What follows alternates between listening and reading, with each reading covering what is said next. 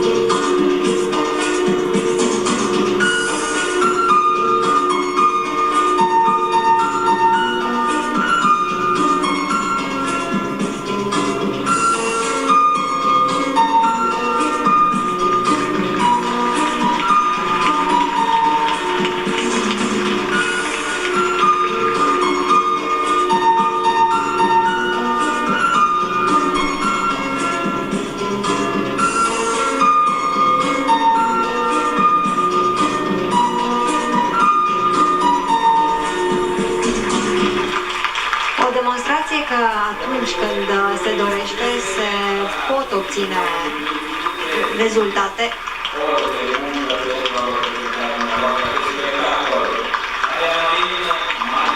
Șase fetițe care își doresc să facă performanță. Poate unele dintre ele vor ajunge să concureze la competițiile internaționale de gimnastică ritmică.